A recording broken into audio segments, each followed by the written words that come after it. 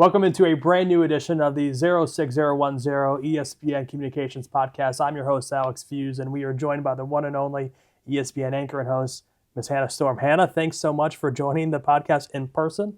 It's always great to have an in-person guest, so I appreciate it. I was here, doing multiple shows and hanging out. So this is perfect. I love your little vibe here. It's great. Yeah, love having you here. So this weekend is a big weekend. Huge. You'll be hosting WNBA Countdown. It's 30 seasons ago. You were on the call for the first ever WNBA game between the New York Liberty and LA Sparks, and they're playing again. Mm-hmm. So you're hosting Countdown. Rebecca Lobo, who played in that game, is on the call. I know, it's so crazy. How special is this weekend going to be for you? Oh, it's awesome. I mean, I was talking to Annie Myers-Drysdale, who was my broadcast partner, about it. And in a way, we can't believe it's been 29 years since that game. Yeah. But on the other hand, we look at our kids and we're like, yeah, they're all grown up. Okay. Because I had just had a baby that first season. So it's really easy for me to sort of parallel my own daughter's growth with the growth of the league. And it's just really cool to see the league in such a good place. They just announced they're going to move to a 50-game season next year. It's so great to see it on so many platforms and so many people involved, and honestly, the expansion team's doing so well. I love that. We have more teams coming back next year, and my beloved Comets are coming back to Houston. I'm so excited. So it really does feel like in a lot of ways it's kind of coming full circle, but then also pushing forward. So, I mean, we thought there were a lot of resources back then and that the league would do well. Could we have envisioned what it would look like 3 decades later? What's it going to look like 3 decades from now? You know what I mean? It's so exciting on a number of levels.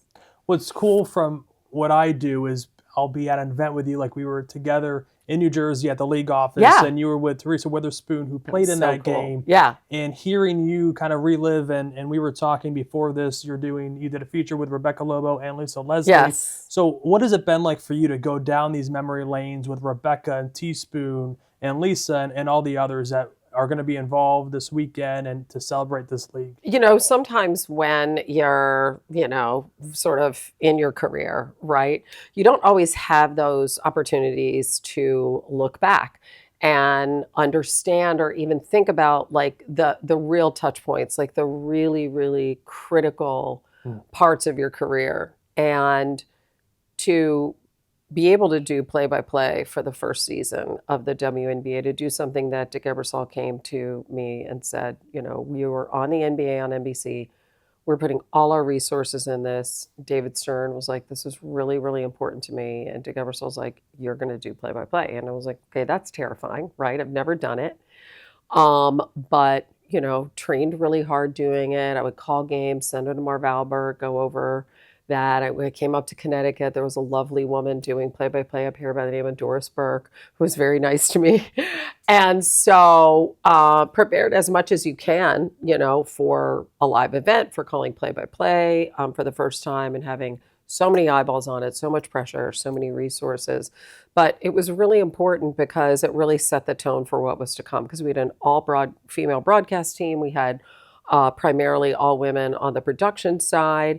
And so you think of all of the opportunities that even from that very first game and that very first season that started opening up, not just on camera, but behind the scenes and within the teams in terms of having coaches and general managers and all the women who got integrated into the game at a professional level with a league that had a lot of resources behind it, because this was David Stern's baby, right? And because it was David Stern's baby, it was NBC's baby too. And it was back in the day of network television where, you put a game on a Saturday, it's a big deal. And it's the only game in town. The ratings were big. The crowds were amazing. Not just that first game with all the celebrities and a sold out crowd and banners everywhere and at the Forum, in LA. But then the New York Liberty games were absolutely insane and filled with stars everywhere we went, because we went to NBA arenas. They were packed with fans watching women's basketball. And it was just, it was really cool. It was a really, really magical season. My hometown of Houston went insane for the Comets, who were not expected to win the championship. You know, everybody's like, oh, it's going to be New York, LA, right? And the Sparks didn't really have they lost that opening game. Lisa had signed a contract with Wilhelmina, so she was really concentrating on her modeling career. This came along, and she's like, oh, she actually didn't realize what a big deal it was until she went to the Forum that day and looked around, and she was like, okay, I get it now. I'm not ready for this. And my team's not that good. That's what she told me. Like, what is going on here? Like, we weren't prepared for this, you know? And interestingly, the Comets kind of swooped in, literally. Cheryl Soups, who wasn't even able to start the season because she had a baby. But there was this woman named Cynthia Cooper who had played at USC, who was playing overseas, as was everybody really at that point, right? And she actually called the W and said, which we didn't call it the W back then. It's like, now it's the W. Back then it was the WNBA. She actually called and was like, I want to be a part of, like, can you put me in the draft? Like, can I, you know, what can I do? Like, I want to come back and play in the States. And she ended up being really the key to the whole thing, and MVP, championship, you know, leading Houston to 4 consecutive titles, one of the greatest players in the history of the league. So there were so many cool, like, stories swirling around, which is a really long answer to your question. No, but I want to go back to the first part about Marv and Doris. Yeah, crazy. When you would call them, what was the conversation like? Well, Doris, I actually, and literally I had just had a baby. I mean, and I was just coming back from maternity leave, and they're like, we're going to send you up to Stores and, you know, sit next to this woman who's calling a game. And so I'm sitting there and watching Doris, and it's like, you know, like, it wasn't like she was speaking a different language, but it was like she was doing something that was so, like, foreign to me. And it was so magical as well, because I'm like, oh God, she's so good at this. Like, but even like, I was like studying, like, okay, how does she, you know, we call it a board. And when you're doing play-by-play, you make a board, right? So, I mean, I've done it for football, basketball, whatever, sure. But you know, you have your players and your information and your facts kind of right there. You know what I mean? As you're looking up, watching the action, but you're like, oh yeah, da-da-da, and she averages this, and, you know, she's this, blah, blah, blah. And so, like, just seeing Doris, like how are you organizing your information, right? And then how much are you talking, right? How little are you talking? You know, you have your analysts, like, what are they doing? Like, sure. When are you laying out? When are you know what I mean? Like, and we are also doing the game, like, on television, so we can see what's happening. So you don't call it like you call radio. Sure. So it was basic. And I mean, it was like the basics. And all I remember is, and they were like, okay, you try to call some. And I just remember, like, how horrible I was, like, truly horrible and truly terrified. And just like literally I had a baby and I was a baby, like, crawling little steps towards doing play-by-play. And I just remember how nice she was. She was so nice to me. I'm like, this woman is the most patient, kind, like, you know, and of course she's a legend, right? Legend. But you never know, like, who you meet along the way, you know. And Doris did radio for the initial WNBA, which is really and just called the NBA cool. Finals. And I mean, unbelievable. Called the NBA Finals. I mean, obviously she's a legend, but Marv Albert was the voice of the NBA on NBC all the Jordan years, and was like the guy, you know what I mean, with basketball, with play-by-play. And, you know, back in the day, like, it was totally different. You know, we didn't have, like, all the resources and things. It wasn't like I could, you know, call things up on YouTube and watch, you know.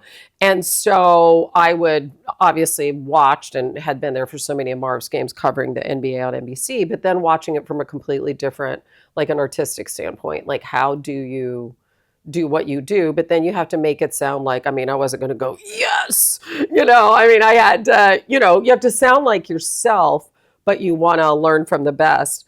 And so I would call mock games, you know what I mean? On a tape, right? Would send the tape to Marv. Marv would put it in a machine and watch the tape. And then he would call me and he would be like, give me like really good broad strokes advice and like some technical like basketball, calling basketball is different than calling football or calling tennis, which I've also done. So, it's just there are things that are specific to that sport and gave me like fantastic advice. Then you just got to go out and do it, and the interesting thing is the first weekend we actually did 2 games back to back, which I think was good, right? Yeah. So we did the first game and then you're like, I don't even know what just happened. That was so crazy.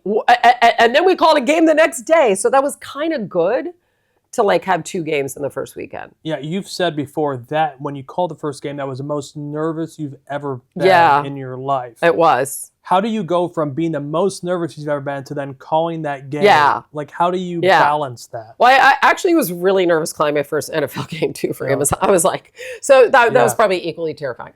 But I'll say that like, so, and I've definitely done other things in my career that were challenging, right? Where you were nervous. So what you do, obviously you prepare as much as possible, but then you're terrified, right? I mean, we were talking network TV, right? Yeah. Brainchild of David Stern, Dick Ebersol, all the expectations, all the resources, we had done so much preparation, so many production meetings and blah, blah, blah, blah, blah.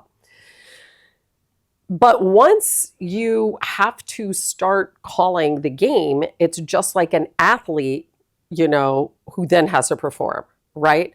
Like you might be throwing up beforehand, right? You might be like incredibly nervous or understanding like this moment is so huge. It's bigger than you. It's the significance of this moment is like enormous. But at the same time, like you're a performer. Right? So when the game starts, Penny Toller scores the first basket. You got to call a basketball game. So you don't have time to be nervous. Right? You got to concentrate on what you're doing. And you better be concentrating on what you're doing. So, it goes away. Then it comes back before the next game and back again before, the season and the championship game and all of that. And it was really stressful because I was a new mom. So I was adjusting to that. Travel. So a lot of times I took my baby with me. And I, like halfway through the season, I'm like, I just like keep going on the road and nothing is really like, I don't know. I just can't figure out like what to eat. Like my stomach's always upset and blah, blah, blah, blah, blah. And so I was like, I better go to the doctor. And the doctor's like, you have an ulcer.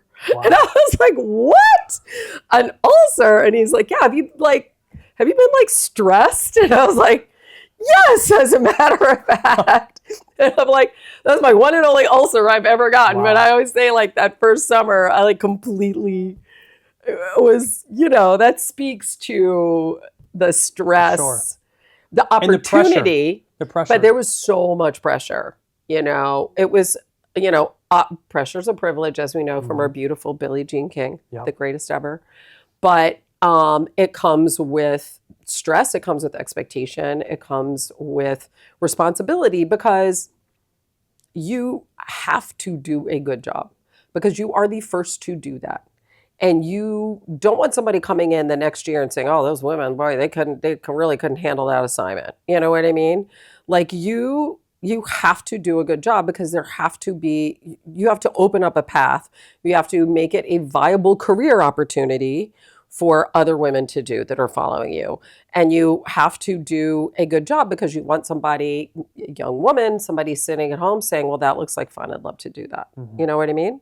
So there's always, to me, was that added level of responsibility of doing something that women weren't really doing at the time to do it so that people who follow you will have those opportunities. Well, one last question about this coming Sunday. What are you looking forward to most from this broadcast? I'm, really looking forward to talking about the players. I mean, I live in the New York area, so if I have a team, it's the Liberty. Those are the games I go to with my daughter. I know people were, rightly so. I mean, the Knicks, it was so magical, but I gotta say the Liberty winning was really amazing. After all these years, you know, and the Comets were my hometown team, and then they didn't exist anymore. And so, you know, the Liberty, from living in this area, you know, really became my team that I go see on a regular basis. I'm So just the fact that they're part of it, and that I'm still, you know, colleagues with Rebecca and just so many of the Liberty players through the years, that's really cool. On the other hand, being, you know, also seeing a lot of Lisa and being around Lisa a lot, and the Sparks being, you know, one of the original franchises. I mean, it's just such a classic game. But I think the part I'm looking forward to the most is being on the set with the women that we have, who are brilliant. When you talk about Chiney, you talk about Drea, and you talk about Monica. I mean, unbelievable broadcasters that seamlessly, though, between men's and women's basketball. I mean, to me, they set the standard.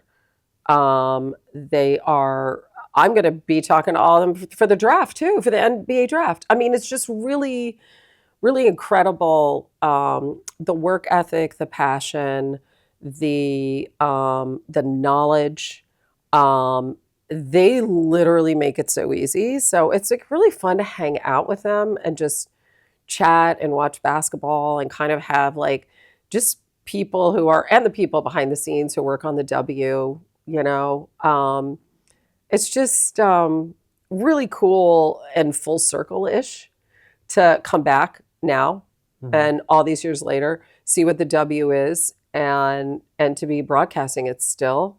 Because it's something that I've loved so much for so long, you know. So I feel really, really lucky to be part of it. Very fortunate. That's awesome. I can't wait to be watching and seeing the great coverage pregame, and then obviously the game with Ryan, Rebecca, and Angel Gray on the call. Before we get to the Fast Five, Hannah, you have a crazy next month. Okay? Yeah, it is. Between W, NBA, Sports Center, Vibe Check, and just a bunch of things coming up. 250th day, which is a big day. Yep. Big day for Disney. Yep. So, July 4th. Just a crazy month for you looking ahead. When you see a month like this come on your calendar, what jumps out to you first? I mean, I think, you know, I've been through periods of time like that. Like I used to cover like the NBA finals go right to Wimbledon, you know. You're just like, okay, that's a long stretch, you know. But I think, you know, you gear up, right? And I love the versatility, you know, because they do a lot of NFL Live too, you know, which is really fun. So I'll always throw a couple of those in there. But I just think the opportunity to be back covering the NBA and the WNBA. And that's something that I have, you know, is really a trademark of my career, because of the decade of really the heyday. You know, when I was at NBC, a lot of people still associate me with the NBA. And it's something that I did do here earlier, in my earlier time here, and that I hadn't had the opportunity to do. And now I'm getting back to do it. And so I love it. It's so much fun. I love it. It's so great. And I love, like, I work with all the analysts anyway on SportsCenter. So, you know, I know everybody. It's like all family, which is super fun. But just to get to do some focused things, you know, do the draft, the red carpet show, do the free agency special, go to Summer League. You know, those are all things that just, you know, to me are thrilling. And especially with this draft class that's coming in. And just especially with the W and the you know, what we're doing with programming women's sports on Sunday nights is just... is really special. It's really incredible, like putting 8 weeks of women's sports in prime time and just being able to kick that off is huge. So it's huge. Yeah, totally, 100%. But this is my favorite part of any interview I do. Okay. You don't like what we did so far? Just kidding. Okay. That's funny. That's good. It's a Fuse Fast Five. It's 5 fast questions. Okay. Are you ready? Okay, yes. If we could go into your phone contacts and you could choose anyone to host a podcast with, who would you choose and why? That is so hard. I have a lot of really fun people in my contacts. Kenny Chesney. Oh my gosh. Yeah. I mean, that would be great. Yeah, he's such a big sports fan. And we always argue, obviously, because of Notre Dame and the SEC and all of that. He's a music fan, he's a sports fan, and he's a really interesting person. So he'd be fun, really fun. I always think the intersection between sports and music is really fascinating. And I would love to do a podcast on that. So, but he's got a whole Sirius XM radio show, so I doubt that's going to happen. But anyway, that'd be fun, right? Okay. Well, if Kenny's listening to this, Hannah would love to host a podcast with you. That would be fun. Yeah, biggest difference between hosting a sports center and then hosting either NFL Live or WNBA Countdown. What's the biggest difference between anchoring a sports center and hosting a studio It is show? a big difference. So Sports Center is more structured because we do so much. We cover so much in either the half hour at 5 or an hour at like 2 and 6. So we are moving and shaking, and we are all over the place, right? And so I would say because it's very targeted, like you're devoting a whole hour to the NFL or a whole hour to the W, you're able to really dig in, right? And you're able to like follow up, and you still have to hit the time cues, don't get me wrong, but like you're really going like into the weeds and digging deep into those. And so I think that's obviously a huge difference, and it's super fun. Both I love all of it. I mean, doing SportsCenter since 2008. So yeah, but I love doing those different kinds of shows, and I really like talking too around live events. So I love like half times, even though they're short. Like it's fun, like analyzing the game, post game, and I like those shows are a little looser, a little rock and rolling, which I really like. When's the last time you were surprised when you heard a news story? Well, you could have been anchoring a sports center, but like when was the last time? I mean, besides Jelly Roll getting divorced, like I was like, I was like, is this real? I was also surprised. What? Taylor I was not expecting that answer from that. I know, and Taylor Swift getting married like at the Garden, like that venue. Like I also was surprised because I was just picturing Rhode Island on the down low. I was convinced she was getting married on my birthday, which is June 13th, which is her favorite number. Oh, yeah. We were going to share that day. Yeah. But we're not going to. Like a sports story, what surprised me? I don't know. I mean, I was pleasantly surprised that the W is going to 50 games. Yeah. I was like, I actually wasn't expecting that because, when you go through like collective bargaining and great, we're like 44 and, all of that is there. And I was like, wait, when did this happen? Like, when was this discussed? Yeah. Like, that's kind of cool. And I can't wait to see if that plays out. Like, is the season going to be longer? Yeah. And then we have like, like all these interruptions, like, we're going to have an Olympics and, for different reasons, like the schedule's all over the place. So I thought I was very pleasantly surprised to hear that. Best advice someone's ever given you? Probably so when I was at CNN and I was the only female sports anchor there, and it's really interesting because way, way, way back in the day when ESPN was starting off, ESPN and CNN were really rivals. It was like CNN Sports and ESPN, and we had like all our shows were at the same time, 10 at night, 1 in the morning. Like it was pretty cool. Yeah. Even though ESPN obviously was 24 hours, you know what I mean? And CNN was just targeted. That was our like benchmark who we always that was our like little rival or whatever. But really being the only woman and the first woman at CNN to do it, I got a lot of like hate mail and stuff. And it was like, kind of hard to handle. And I remember Jim Walton, who was under Bill McPhail and ran CNN Sports at the time. He was literally like, just be yourself. Honestly, like that's all you can do. Like you are not everyone is ever going to like you. Like it's just never going to happen, which is so true because look at social media. Like that was just hate mail, And he was like, literally deep breath, be yourself. be confident in that. And it sounds like very simple advice, but it was really, really, really powerful. Really great advice. And then the last one for you, favorite WNBA moment? Oh, the confetti coming down in the summit as the Comets won their first championship. So cool. Yeah. So I brought my daughter on the road. It was like Cheryl Swoops, like she had a baby. I was like, if she can do it, I can do it. If she can go out there and play basketball, I can sit behind a desk and broadcast. And my mom was like, my mom played basketball in college. She lived in Houston. She was like a huge Comets fan, like diehard. Like the place was rocking. The Rockets had won, back-to-back titles when MJ went to play baseball. It was just like such a great basketball town. It was my hometown. We did our first practice game there in Rice Gym. And it was like just being there. And I was like, wow, this season happened. It actually, we are literally crowning a champion.